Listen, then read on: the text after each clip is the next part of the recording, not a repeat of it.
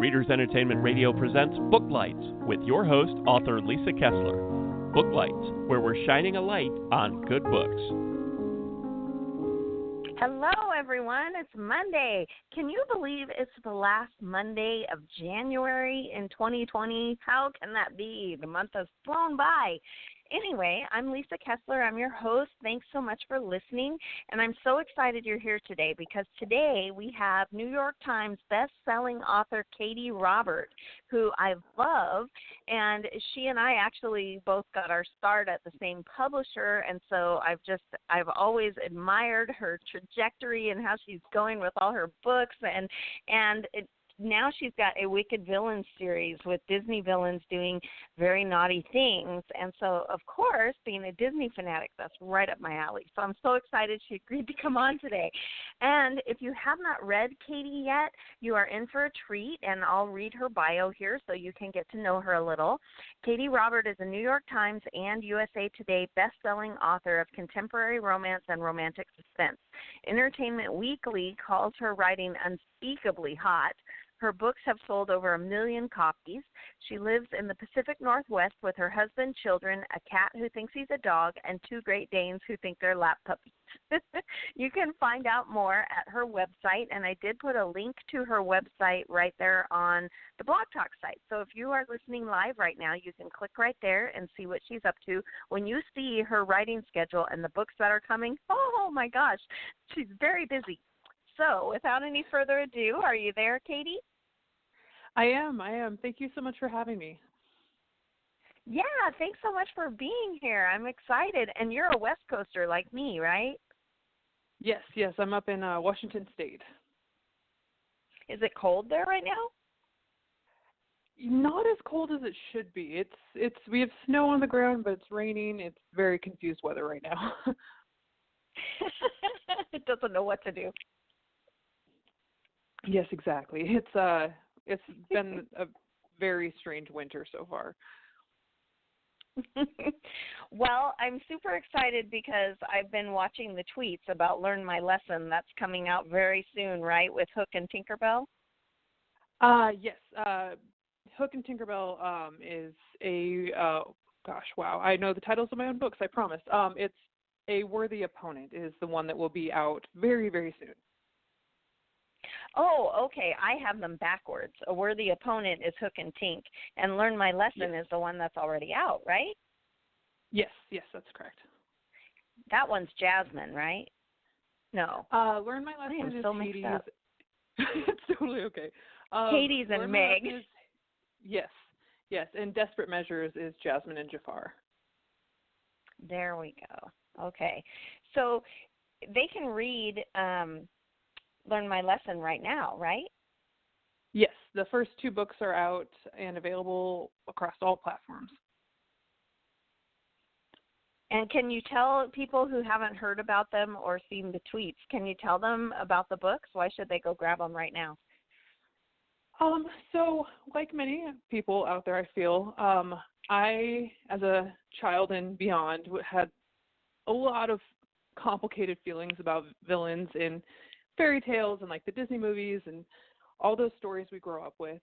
And when the live action movies started coming out and the villains are all unspeakably hot, it kind of inspired me to sort of go back to the original fairy tales and stories and kind of put my own spin on it, on if the villains were the ones who won, basically. So instead of Aladdin and Jafar and Jasmine, it starts with a coup where Jafar is taking over, and so it just kind of plays out like what in a contemporary setting. There's no magic. How I feel the stories would go. I don't know, like with the villains being the mains and getting their happily ever after. I love it. Yeah, I have a thing for villains in all shapes and sizes. So this was right up my alley. With the series is definitely me writing my id.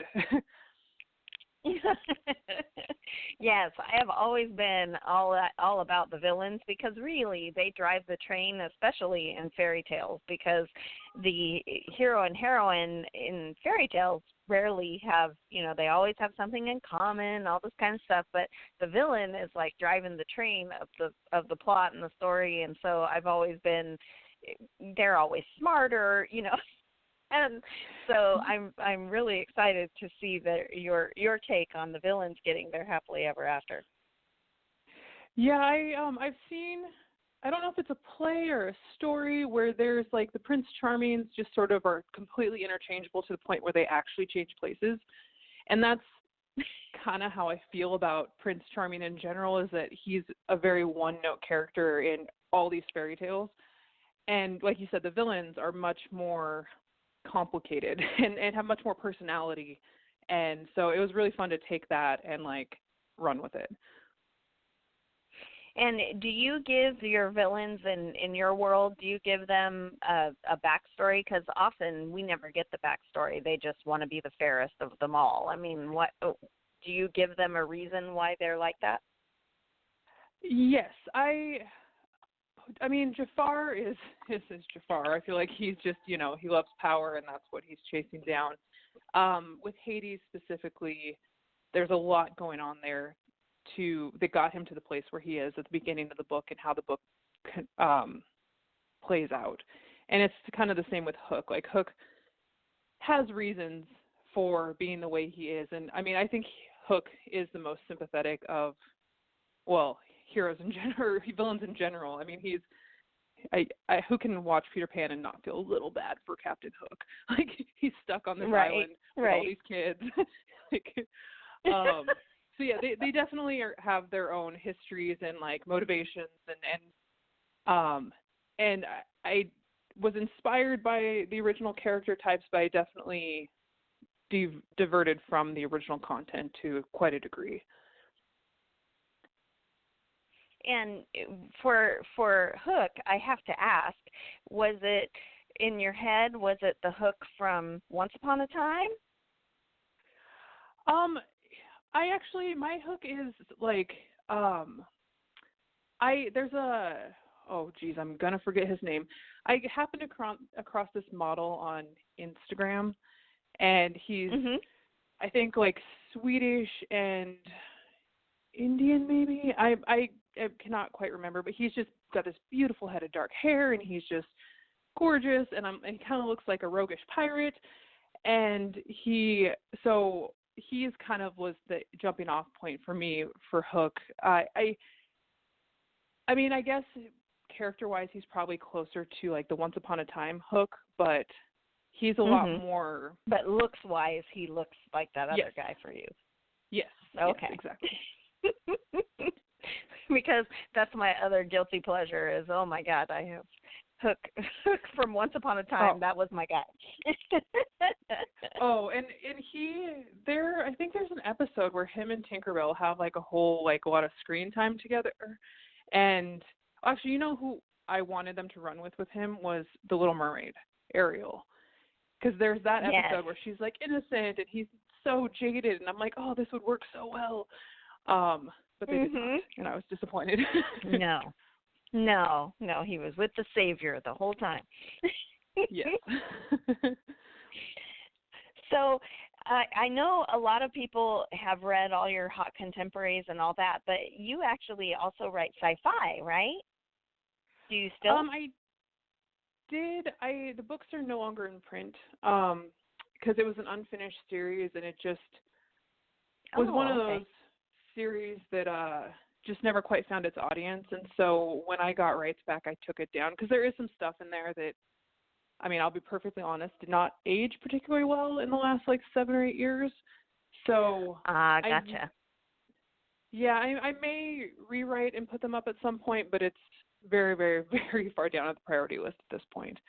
I did start with sci-fi, but they're no longer in print. Okay. Do you ever envision writing more? I mean, was that your first love?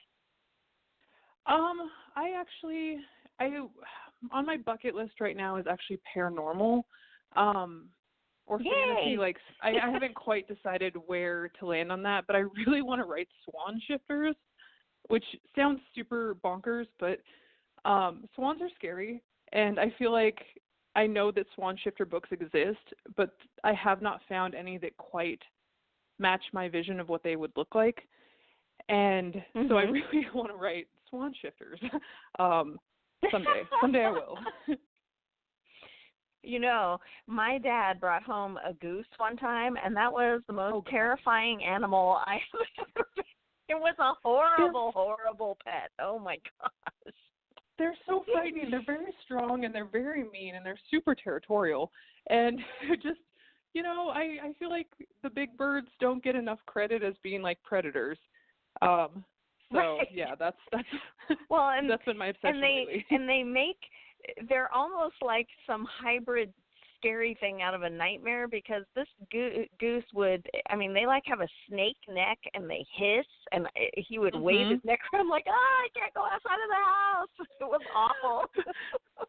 Well, they'll chase you too. They're not. They do. There's a reason that, I mean, there's certain breeds of birds that I'm like, oh, I could see the dinosaur like element in here. Like, I am not messing with you. Right. I think you would write a ferocious swan shifter.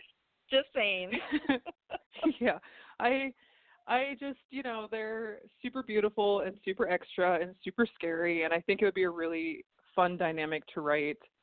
So that's on my list. Sometime in the next couple of years, I'm going to do it for sure. Oh, I can't wait. Be sure that I want to read it. I'll cover for sure. quote it for you. Oh my gosh, I can't wait. Okay, back on track. So I know a lot of people always like to know when they meet a new writer, you know, what was your writing journey like? Where did you always want to be a writer? Did you wake up one day and go, hey, there's a character in my head? How did it all come together for you? I would say I'd always wanted to be a writer. I wrote a lot through like junior high and high school, and then kind of stopped for a while because life got in the way. And when I was in my early 20s, I was married to my now ex-husband with 2 small children, living in Germany, off base, did not speak the language at all. And so I started writing and kind of found a community with other writers that kind of saved my sanity a bit at that point in time. And it took quite a few years and like 6 or 8 manuscripts before I actually sold the book that published me for the first time. And then it's from there, it's sort of history. I had sold my science fiction romance initially, but the book of mine that like, oh gosh, sorry, my dogs are fighting in the background. That's okay. The book of mine that really kind of took off and like started my career, like in truth, was a contemporary romance, which I just sort of found my niche there. Like I would like to branch out at some point soonish, but I really enjoy writing the complexities like in a contemporary world. It's a lot of fun for me. But yeah, I started writing a long time ago. YA was actually my original first love, but I never quite made it to sell there. And I have intentions on going back. I will go back. but yeah, it had happened to be romance that sold for the first time. And so that's sort of what I fell in with. And I really, really enjoy it. And it was Wrong Bed, Right Guy, right? Was your big hit, right? Yes. My editor at the time it was right after 50 Shades started doing really well, and she asked me if I would like to write for a living, which of course, yes, like who says no? Right. And so they were launching a new imprint within that publisher, and she said she wanted a Wrong Bed book that has no cheating, because a lot of them from back in the day had infidelity. And so I wrote one in like 2 weeks. It was super crazy. And it just so happened that it lined up with the imprint launch, and so they used my book in the launch. And so we rode that 50 Shades wave, and it did really, really well as a result. It was really great timing and a book that I, really love, and it worked out really well. Oh, I love that story. And sometimes I talk to a lot of people about like I had Jennifer Probst on, and we were talking about, what makes one book skyrocket, and a lot of it is the timing and luck and the planets aligning, and I'm so happy that happened for you. That's so exciting. Yeah, I think that it would be inaccurate to say that luck has no part of success. I mean, you have to put in the work to show up for the luck to hit, but the timing of that was completely outside everybody's control. Right. Yeah, and I was at a conference once, and one of the editors was saying if we knew what makes a book take off, we would make every book take off. Sometimes it just does, and if you're there when the lightning strikes, woohoo! Yep, that's exactly it. And I feel like you never quite know what will resonate with readers and get that, that word of mouth, which is worth its weight in gold. And I mean, publisher support, of course, helps a ton, but yeah, I mean, ultimately it has to be organic on some level, otherwise it won't just carry through. Right. Yeah, you really have no control over it. As a writer, when I finish a book and I finish editing it, and by then I hope I'm distanced enough from it that I hate the book and I'm just it's whatever. But every once in a while, there's a book that even though you've gone through and edited 3 times and you've read it 1,000,000 times, you still love that book, and it goes out into the world and you have no control over what's going to happen to it, and it's nerve-wracking, and I don't think that ever goes away. And it's such a bizarre industry that we're in because we don't have any control over, you might think your best book and it's one that nobody reads. So it's so weird. Yeah, it's I mean, I laugh because it is this series or this industry is insane. Like you put in all this time, you have no guarantee that it'll find the readers that it's meant to find.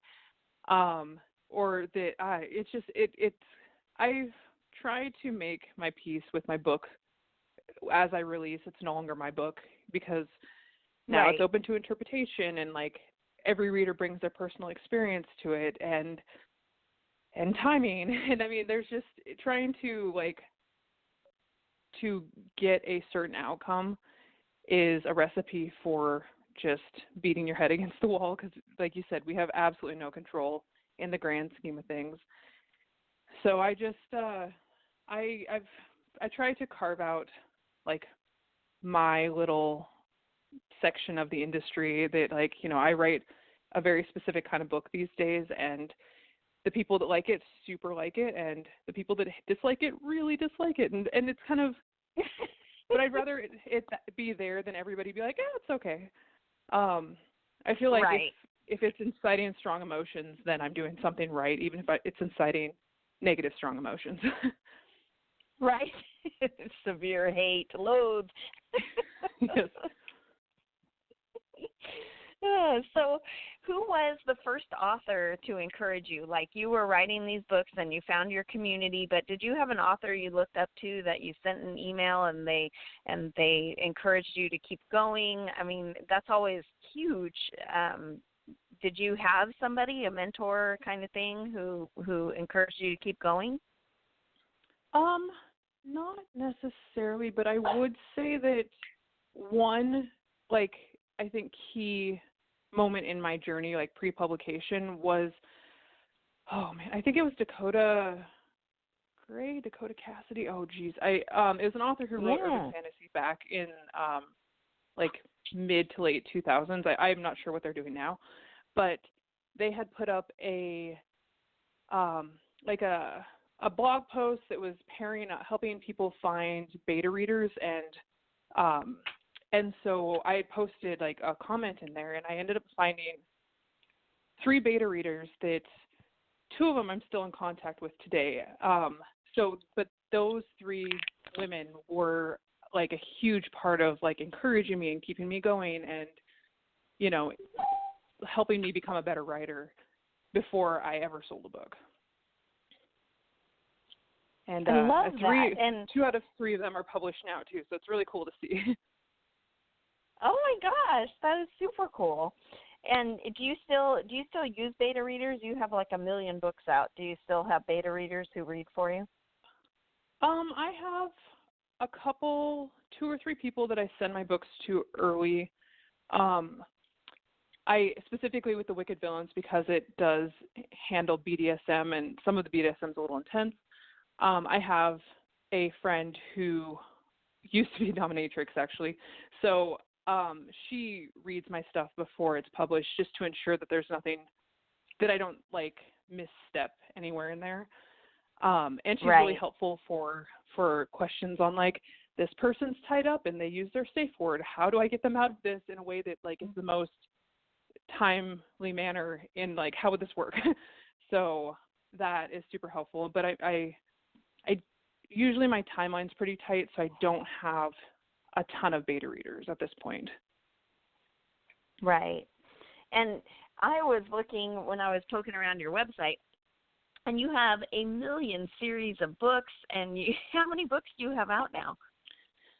I am either right at 50 or right close to 50.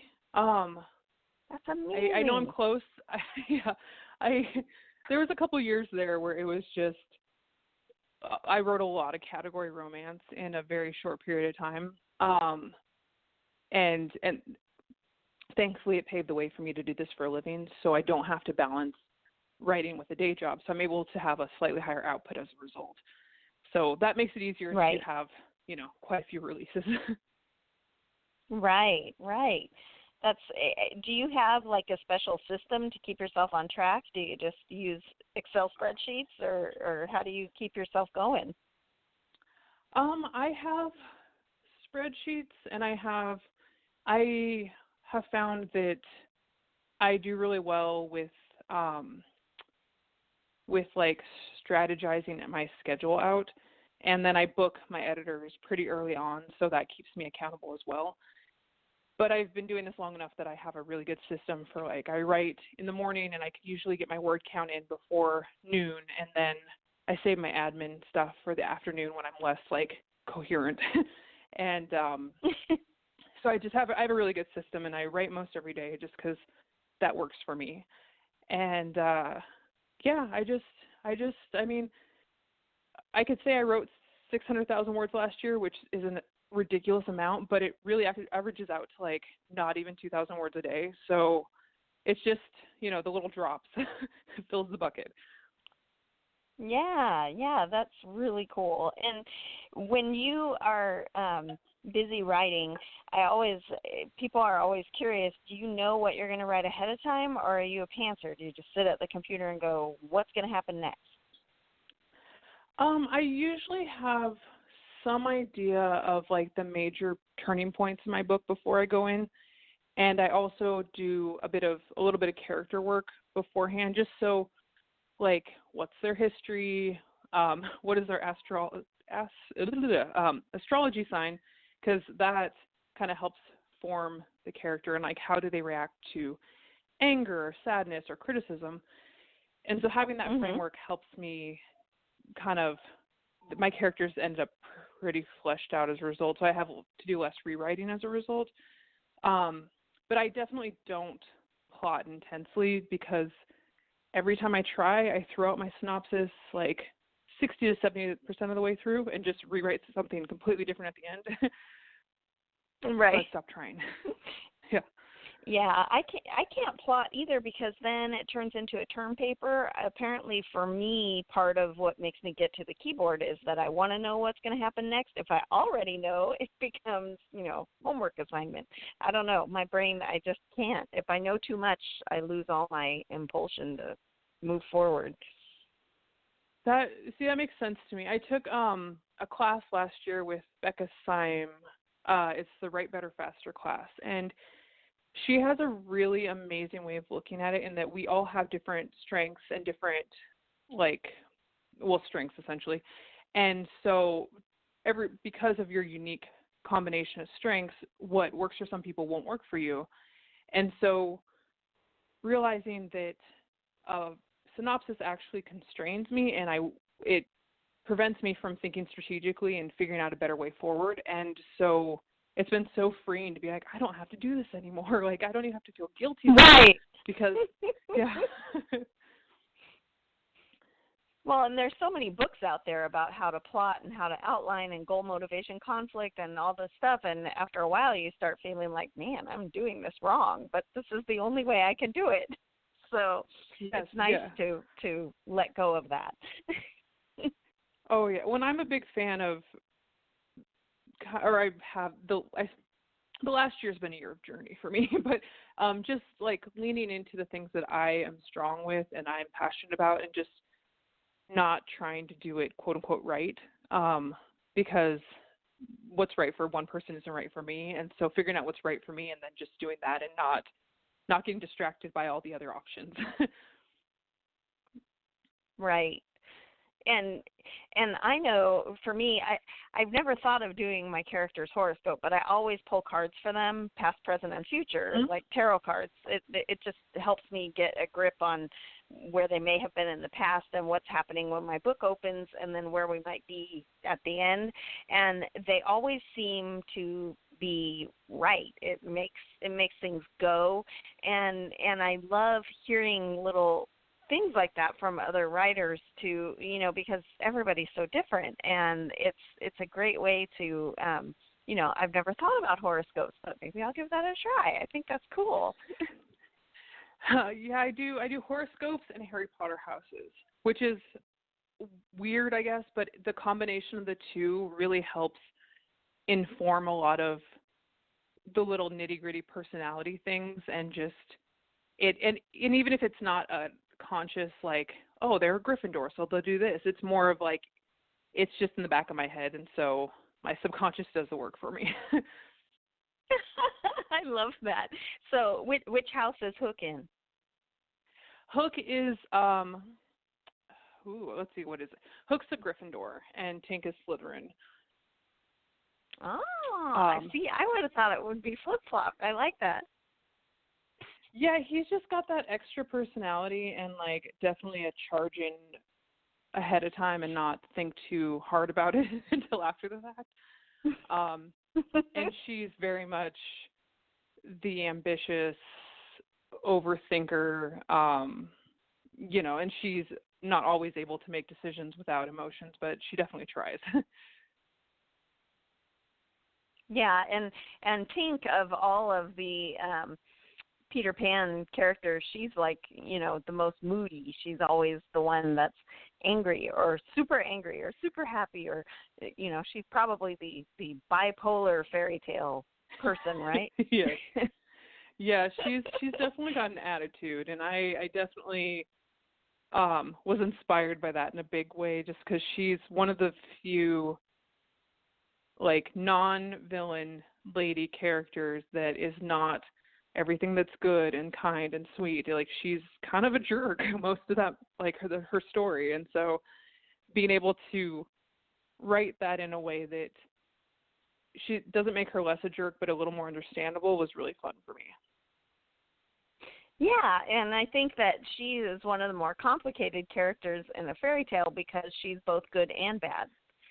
She makes that choice where she's, doing something for herself instead of for her friend. And I think that's more realistic, to humans. We're never all perfect. We always make a mistake that we wish we could take back, Yes, exactly. And as like growing up and watching that movie, I never felt much of a kinship with Wendy. But I definitely do with Tinkerbell. So that definitely, like, obviously informed some of my decisions with like casting and whatnot for this book. Well, I can't believe we're running out of time. I'm super bummed. But do you have do you have giveaways going, or do you have a newsletter you want people to sign up for? Where should they get in touch with you? Yes, I do have a newsletter. The sign up is on my website, and if you sign up, you get a whole boatload of bonus content for free. It's all automated, and so as soon as you sign up, you get an email with like a bunch of bonus content from several of my series that are out right now. Yay! Well, thanks so much for being on, and good luck with the new book. I can't wait to read it. Oh, thank you. Thank you again so much for having me. Thanks for joining us on Booklights. Be sure to connect with us at www.readersentertainment.com for articles, blogs, videos, and podcasts that matter to readers. The Hollywood Reporter is your ultimate source for awards race news this fall. Go to THR.com to keep up with this award season's expert predictions from executive editor Scott Feinberg, and tune into the Hollywood Reporter's Awards Chatter podcast for exclusive interviews with the biggest names in showbiz. Stay in the loop with daily newsletters providing real-time updates on all the awards action. Subscribe to THR.com for full access to the Hollywood Reporter and never miss a moment of this fall awards season. Visit THR.com today. It is Ryan Seacrest here. Everybody needs some variety in life. That's what I love about Chumba Casino.